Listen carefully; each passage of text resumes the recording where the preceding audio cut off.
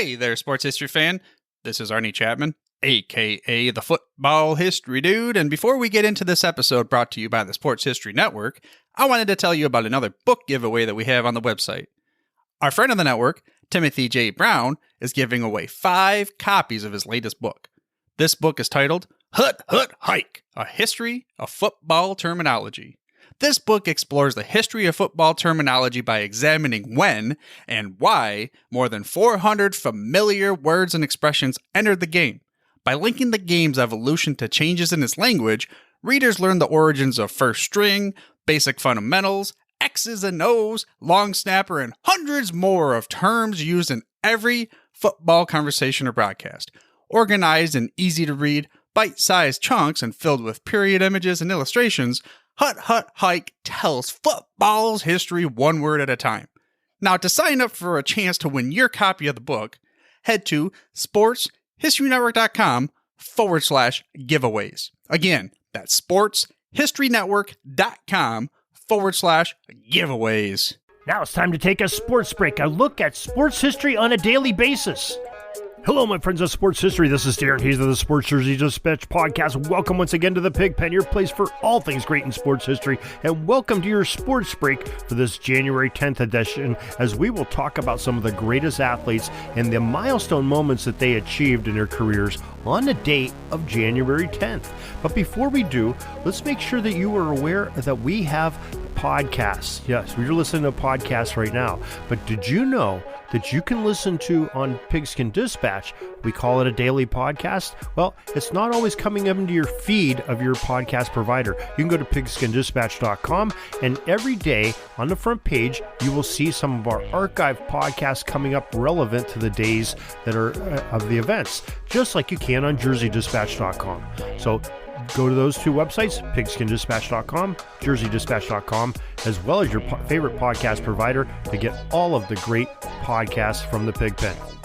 Now, those uniform numbers we'll talk about for January 10th are numbers 4, 9, 44, 10, 24, 16, 87, 11, 3, 53, 33, 99, 9, 11, 6, and a number 8. You can tell we've got a lot of numbers. We've got a lot of athletes to talk about. So let's get right at it. And our sweater number 4 on today's docket is Newsy Lalonde, who played for the Montreal Canadiens. And on January 10th, 1920, the hockey legend lit the lantern 6 times against the Toronto St. Patricks. Lalonde's 6 strikes were part of an NHL record-setting 21 goals in a single game by one team for the Canadiens that evening. The number 9 was on the sweater of Maurice Richard, who on January 10, 1951, registered his 16th hat trick of his career, all the points in the game as the Montreal Canadiens blanked the New York Rangers 3-0. The scoring that evening was also lifted Richard into the second place in all-time scoring of the NHL at the time, as he had 274 lantern lighters that just put him past Howie Moritz, who we talked about just the other day. January 10th, 1953, the 3rd NFL Pro Bowl game was played. Los Angeles Memorial Coliseum, and the National Conference beat the American Conference 27-7. The most valuable player of the game was defensive back Don Dahl, number 44 of the Detroit Lions. January 10th, 1965, the 15th NFL Pro Bowl, again at the LA Memorial Coliseum, and the Western Conference defeated the Eastern Conference 34-14. There was 2 most valuable players. The first was number 10 of Minnesota, their quarterback, Fran Tarkington, and a defensive back from the Detroit Lions, Terry Barr, who wore number 41. January 10th, 1967, the 17th NBA All-Star Game at the Cow Palace in San Francisco, California. The West beat the East 135-120. Most valuable player of that game was number 24, Rick Barry of the San Francisco Warriors. Now, the digits of number 16 and number 87 are forever embedded in our memories, and these are the tandem of Joe Montana to Dwight Clark, who on January 10th, 1982 in the NFC Championship game connected on a play that is forever known as the catch. That leaping grab in the back of the end zone by Clark with 58 seconds remaining pushed the San Francisco 49ers over the Dallas Cowboys 28-27, and a few weeks later, the Niners won the Super Bowl. January 10th, 1984, Louis Aparicio, number 11, Harmon Killebrew, number 3, and Don Drysdale, number 53, were all elected into baseball's Hall of Fame. In 1986, on the 10th of January, Kareem Abdul-Jabbar, number 33 of the Los Angeles Lakers, scored his 34,000th career point during a 124-102 win over the Indiana Pacers. He's the only NBA player to reach that milestone at the time, and he remains the all-time leader with 38,387.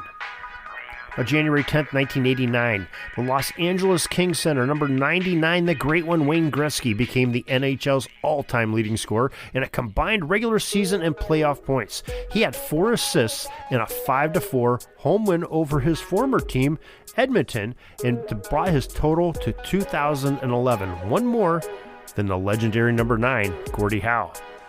And on January 10th, 1996, Boston's guard number 11, Dana Barros, drained a 3-point field goal in his 89th straight game during the Celtics' 113-104 win over the Sacramento Kings. The NBA record streak ends in the next game when he goes 0 for 9 from beyond the arc. January 10th, 1998, the Vancouver Canucks veteran center number 11, Mark Messier, became the 6th player in NHL history to record 1,000 assists in a 2-all tie against the Florida Panthers at General Motors Place. Now, on January 10th, 2003, the NBA announced that Charlotte, North Carolina would be awarded an NBA expansion team, and that franchise would be known at first as the Charlotte Bobcats. Remember them? And they started play in the 2004-2005 season. Eventually, they changed their name to the Charlotte Hornets for the 2014-2015 season. And finally, January 10th, 2011, a FIFA Ballon d'Or, Barcelona forward number 10, Lionel Messi, won his 2nd straight award over teammates Andres Iniesta, number 8, and Xavi, number 6. And Brasilia forward number 10, Marta, won the Women's Award for the 5th consecutive year. Those two have won quite a few of those greatest soccer player in the world awards, haven't they? And that's great players indeed. And that is your sports history for this January 10th, your sports break. And we're sure glad that you chose us to get your information and join us for this podcast each and every day. And we hope you join us each and every day thereafter. And in the meantime, if you can't wait till tomorrow, you need some sports history, well, you got multiple places to go. You can go to sportshistorynetwork.com where we have our podcast, as well as there are almost 30 other podcasters that have some really great shows on there with some excellent guests and topics that you're sure to enjoy. Thousands upon thousands of hours of listening enjoyment. Also, you can go to pigskindispatch.com or jerseydispatch.com for some great reading, visual stimulants of some great photos that we've collected from all around the web, and some great writing and podcasts. So till tomorrow, everybody, have a great sports history day. This penalty kill is almost over. I got to get back out on the ice. But thanks again for joining us for another great edition of Sports Jersey Dispatch Podcast. We'll see you tomorrow. We invite you to check out our websites, jerseydispatch.com and pigskindispatch.com, not only see the daily sports history, but to experience the preservation of great events and people that play the games. Find us on Pigskin Dispatch. It's also on social media outlets of Facebook, Twitter, Instagram, and don't forget the Pigskin Dispatch YouTube channel. You get all your daily sports history. Pigskin Dispatch is happy to be associated with the Sports History Network, the sports headquarters of yesteryear, found at sportshistorynetwork.com. This podcast is part of the Sports History Network, your headquarters for the yesteryear of your favorite sport. You can learn more at sportshistorynetwork.com.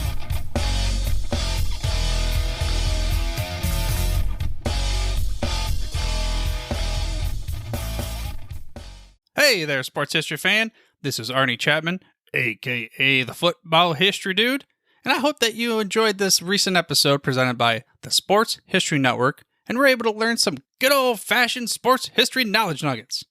I started the Sports History Network back in 2020 with the mission to help podcasters find a community of like-minded sports history nerds, as well as helping aspiring podcasters to start their own shows. We have a little bit over 30 shows on the network right now covering all sorts of sports history, but as far as I'm concerned, we're just at the toothpick in the ocean moment, that can't even figure it out because there's so much more coming. We wanted to create the ultimate headquarters for sports yesteryear, starting with Podcast Network and our website, but we're going to continue to move into other mediums as well. And here's the cool part, because we want you to be part of our team. So if you're interested in starting your own podcast, or maybe being a guest on one of our shows, or who knows, maybe even writing an article for us over on the website, seriously, all you gotta do is reach out to us on the contact page over at sportshistorynetwork.com. You can be as technologically savvy as a Neanderthal tapping on a stone trying to figure out this whole hieroglyphics thing back in the day. Again, it doesn't matter, because even if you don't understand the whole podcast space, we have a production team that can pretty much help you out with doing everything. All you gotta do, head over to sportshistorynetwork.com, head to the contact page, fill it out. That message goes right to me, and I'll reach out to you as soon as I can. But for now, dude, I'm through if you're through.